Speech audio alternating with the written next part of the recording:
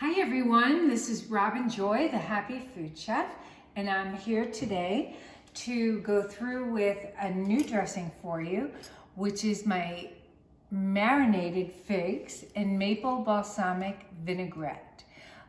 So what I have here is I have figs that I have marinated in a beautiful balsamic vinegar, and these are actually, I'm going to bring these over here because I'm going to put these in my blender. Normally, I would be using a Vitamix because that is my machine of choice because I can control it. I can control the speed, I can control a lot of things in it. But I don't have one here. So the next best thing is a blender that's here, and we're going to try this out and see how well I can just break down the figs. Normally, I would marinate these figs overnight, at least, maybe 2 days. You can leave them in the refrigerator. Many things that I do with this, because sometimes I actually, if I've marinated them for a few days, I take the figs out and then I make the most amazing walnut fig balls that I then put in my salad with that vinaigrette, and it's really good. So anyway, we're going to see if we can get this thing to go, and we are going to I have taken figs that I have marinated in balsamic vinegar, and we're going to make a dressing. Here is what we've got.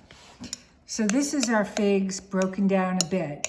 If this was done in my Vitamix, this would be smooth. But it doesn't matter because there's really no right and wrong with dressing. So I'm going to adjust this for what I'm doing. And in fact, this whole dressing can be made a number of ways. It could be all made in the Vitamix. I could make half in the Vitamix, and then I can make the other half done by hand, or the whole thing done by hand, except for breaking down the figs, which I really would like smaller, but it doesn't matter, it's gonna be delicious.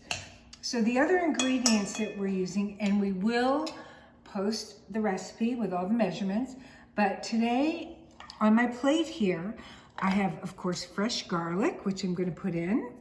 We have shallots. I'm not going to use all of this, but some beautiful minced shallots, red pepper, and hopefully you guys are growing, actually I am going to use it.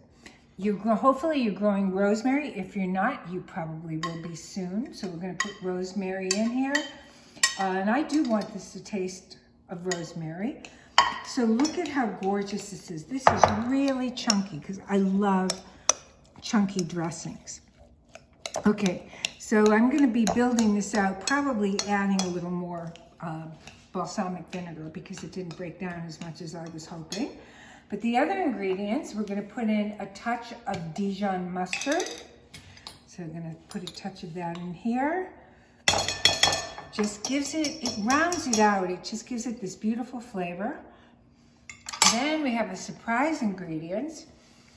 I either use one of two things. I either use raw cacao nibs, or today I'm going to use a raw cacao powder. And again, this just gives it a tiny bit of this cocoa flavor that it's not really detectable, but you do get a little bit of something with it. Okay, I'm going to use a touch of Italian seasonings that are dried. The rosemary is fresh. So you have to be really careful with your rosemary because it's very powerful. So you start out with a little, and if you like the flavor of rosemary, you can adjust it to whatever you like. The other thing that's going to go in here is a touch of sweetness, and this is my maple syrup.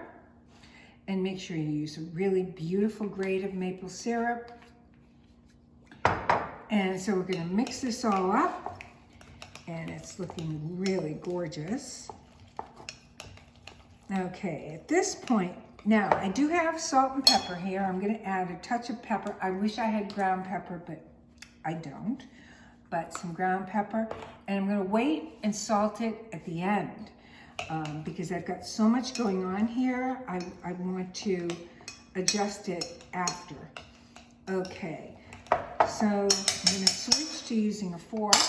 The reason is I wanna work this together. Okay, I want this mashed. I want to get my shallots, my red pepper, all of my seasonings, my rosemary. It breaks it open so that it releases the flavor into the dressing. So this is just, and I'm gonna taste it here to see where I'm at. Because as you know, as I talk about in all my videos, it's really imperative that you taste along the way. Oh boy. All that. You know what? That is so good. And in fact, you could take this and you could actually spread this. If you had a gorgeous baguette, you could take some of this and just put a little tiny bit of this on baguette. Even if you put this on the baguette, put it in the oven and heat it, you die. It's just to die for. We haven't even added olive oil. So now I'm going to start with my olive oil.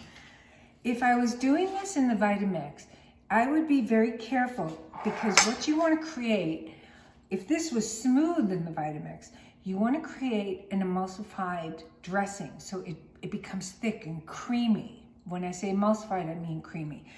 But I'm going to do this by hand so that the oil really gets integrated into this mixture and doesn't just sit on top.